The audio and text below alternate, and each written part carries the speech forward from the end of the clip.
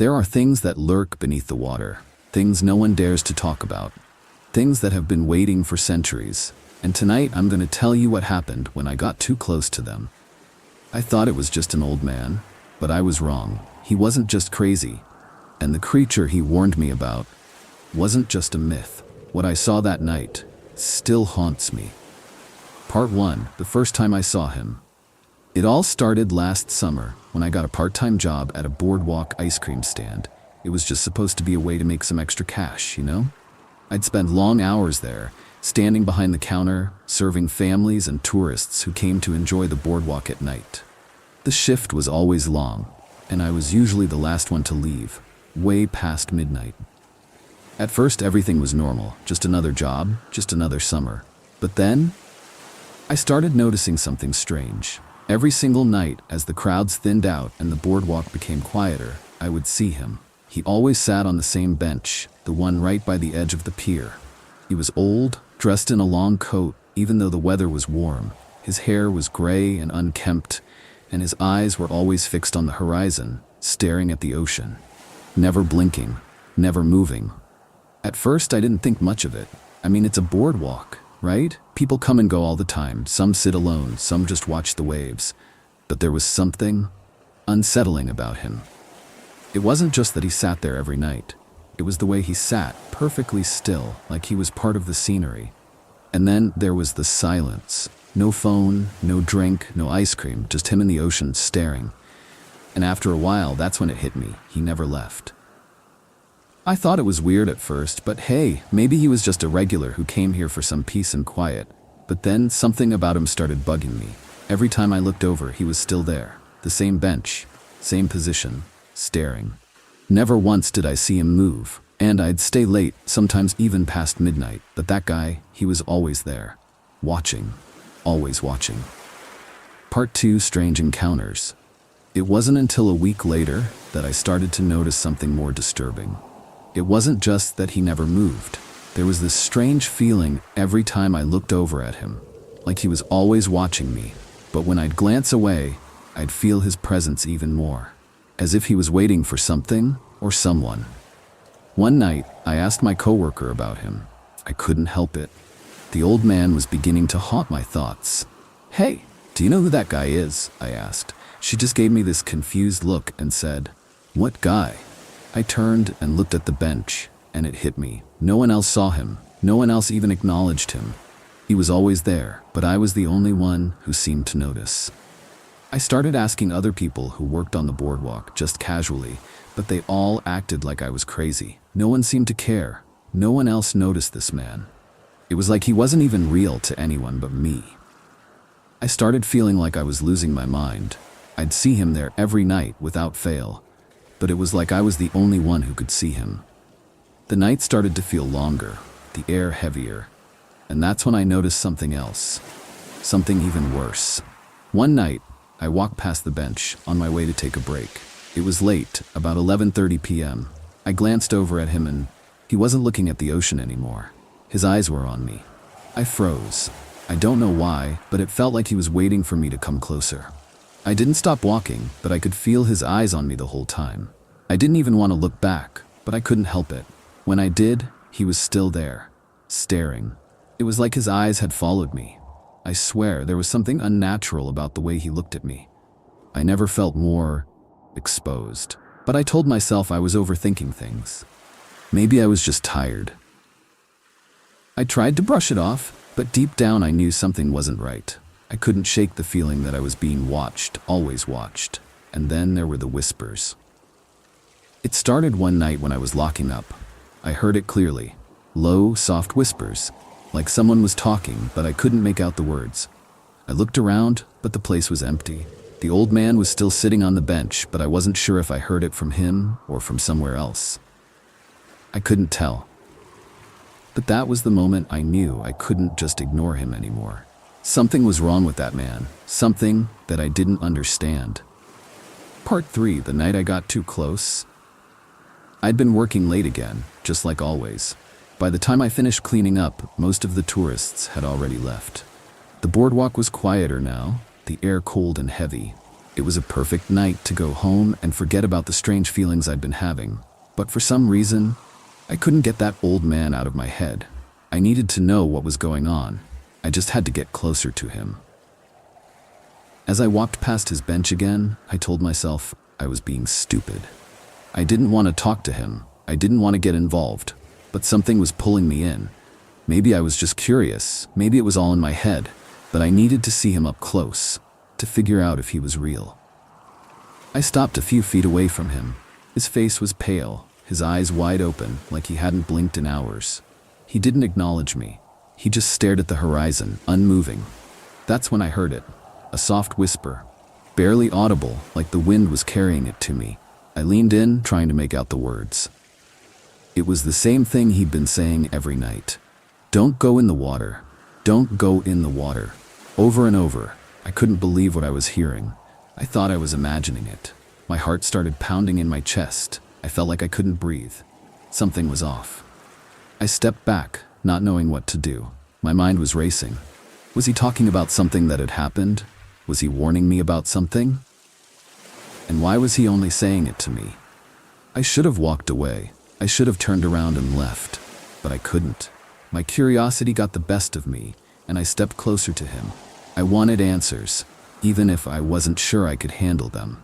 I leaned in even further, closer to his ear to hear him better. His voice, it wasn't like a regular voice anymore. It was almost a hiss, and that's when it happened. He turned his head slowly as if in slow motion. His eyes locked with mine, and for the first time I saw nothing, just darkness. I froze. His eyes were empty, not like a normal person's eyes. There was no soul there, no life, just darkness. And then with the faintest of smiles he whispered again, "Don't go in the water, don't go in the water." But this time I could feel it, like he wasn't talking about the ocean. I couldn't take it anymore. My heart was racing and my legs were shaking. I couldn't breathe. I turned and ran. I didn't look back, but I could feel his presence. I could hear his whispers following me, getting louder as I sprinted down the pier. And I swear for a second, I saw something moving in the water. Part 4, The Truth Beneath the Waves. I ran. I didn't know what I was running from, but I couldn't shake the feeling that something was following me. I reached the end of the pier, where the lights flickered and the cold wind stunned my face. I turned around, expecting to see the old man, but he was gone. But even though he wasn't there, the air felt heavier. There was this presence. I couldn't explain it. The whispers kept echoing in my mind. Don't go in the water. But what did he mean? What was he warning me about? I felt like I was losing my grip on reality. I told myself it was just my mind playing tricks. Maybe I was just tired.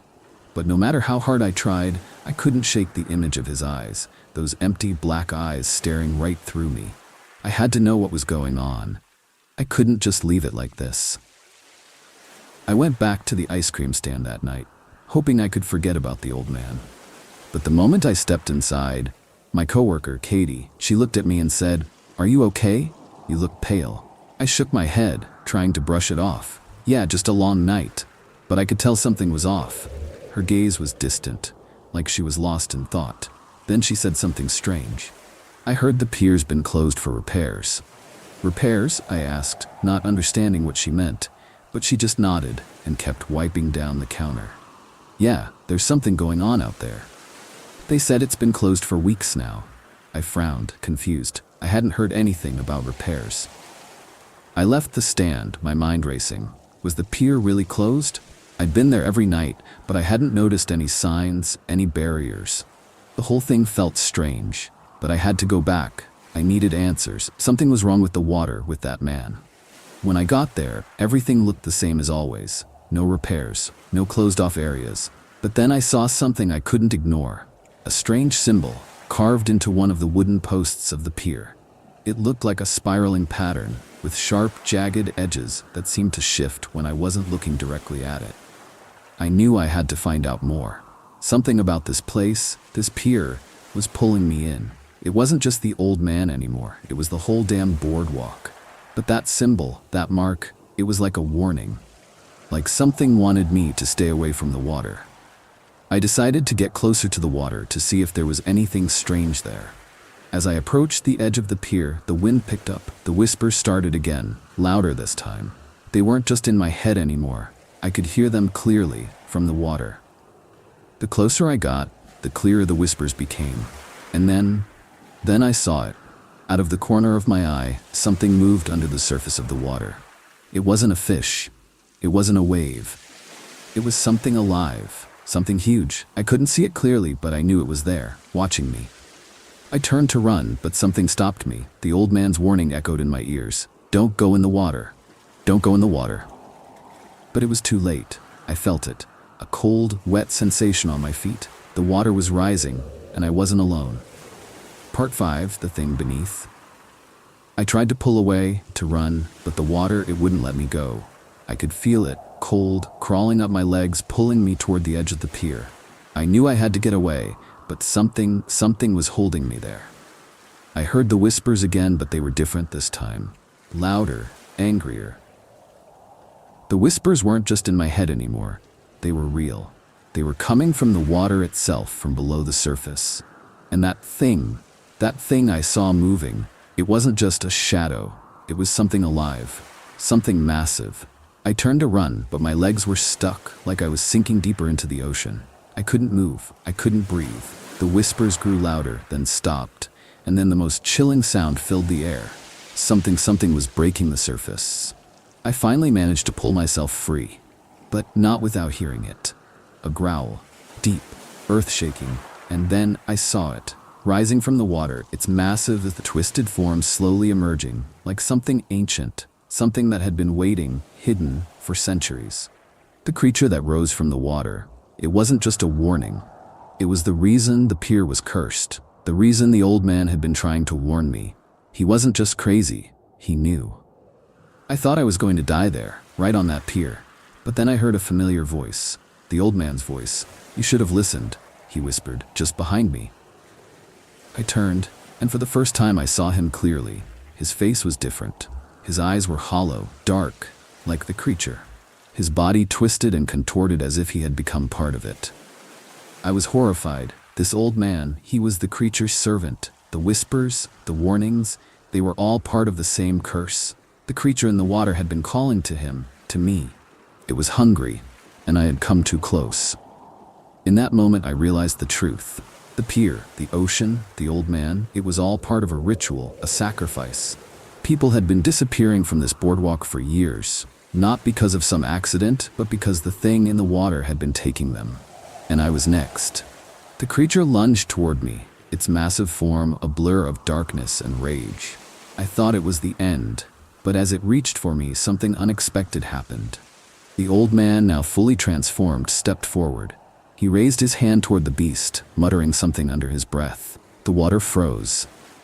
For a second, everything was still. But then the old man's eyes glowed with an unnatural light, and the water, the creature, the pier, it all disappeared in a flash of blinding white light. I was thrown back, landing on the ground, gasping for breath. I looked around. The pier was gone. The creature was gone. The old man was gone. I don't know what happened that night. All I know is that I woke up the next morning in my bed, like it had all been a bad dream. But the memory of it, the feeling of those eyes watching me, still lingers. I can't go back to the boardwalk. I can't even look at the ocean without hearing those whispers. And I know the creature is still out there. Maybe it was all in my head, but I don't think so. I know what I saw, and I know the creature's waiting, watching, for the next person who gets too close to the water.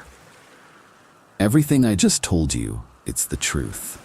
But what's still hidden is far worse. If you want to hear more terrifying stories and uncover what's really lurking in this world, don't forget to hit that like button and subscribe. Leave a comment below sharing what you think about what I went through, and if you dare to visit that pier, let me know what happens. Remember, the scariest secrets are waiting for those brave enough to find them. See you in the next video.